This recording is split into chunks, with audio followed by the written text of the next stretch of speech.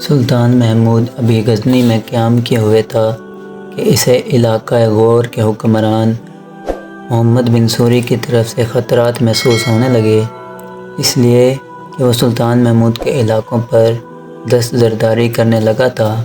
سلطان محمود غزنوی اکثر و بیشتر کبھی ہندوستان تو کبھی خراسان پر حملہ آور ہونے کے لیے اپنے مرکزی شہر غزنی سے باہر رہتا تھا، اور غور کے حکمران محمد بن سوری کی حرکات کا سدباب کرنا انتہائی ضروری تھا۔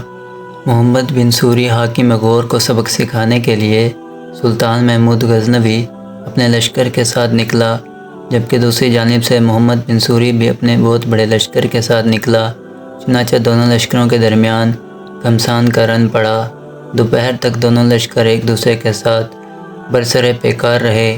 آخر اپنی جنگی چال کے تحت سلطان محمود نے پسپا ہونا شروع کیا۔ سلطان محمود کے لشکر کا تعاقب کرتے ہوئے محمد بن سوری کھلے میدانوں میں داخل ہوا۔ تب اچانک محمود غزنوی نے اپنے گھوڑوں کی لگام کھینچی، پلٹا اور اپنے لشکر کے ساتھ اس قدر طاقت اور قوت کے ساتھ غوریوں پر حملہ آور ہوا کہ انہیں بدترین شکست دی، اور ان کے لشکر کی اکثریت کو اس نے موت کے گھاٹ اتار دیا۔ اس جنگ میں غوریوں کے حکمران کو گرفتار کر لیا گیا۔ محمد بن سوری اپنی گرفتاری پر بڑا شرمندہ ہوا، اسے اپنی بے عزتی خیال کیا اور اس بے عزتی کو برداشت نہ کر سکا۔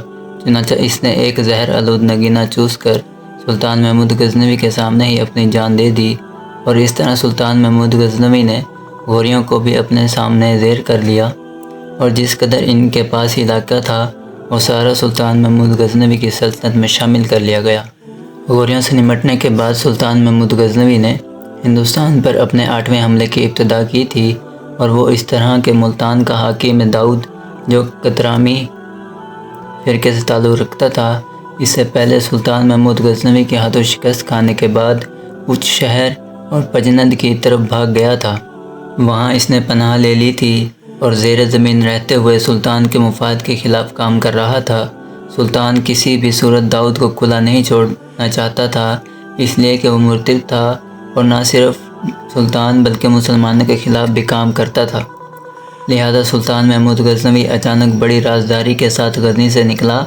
سلطان محمود غزنوی رفتاری کے ساتھ غزنی سے پجند کی طرف بڑھتا تھا۔ داؤد نے چاروں طرف اپنے مخبر پھیلا رکھے تھے تاکہ سلطان محمود کی نقل و حرکت سے آگاہ کرتے رہیں، لیکن سلطان محمود کی پجند کی طرف بڑھنے کی رفتار ایسی حیرت انگیز تھی کہ داؤد کے ساتھیوں کو خبر تک نہ ہوئی، اور سلطان محمود اپنے لشکر کے ساتھ پجند جا پہنچا۔ یہاں اچانک سلطان شمال کی طرف سے داؤد اور اس کے لشکریوں پر حملہ کر دیا، اور پہلے ہی حملے میں سلطان نے داؤد کو بدترین شکست دی اور اس کے حمایتیوں اور لشکریوں کا قتل عام کرتے ہوئے داؤد کو زندہ گرفتار کر لیا گیا۔ داؤد اور اس کے حمایتیوں کا خاتمہ کرنے کے بعد سلطان محمود غزنی کی طرف مڑا، داؤد کو وہ اپنے ساتھ لے گیا اور اسے غور کے قلعے میں جا کر بند کر دیا، اور اس قلعے کے اندر ہی داؤد موت کے ہمکنار ہو گیا۔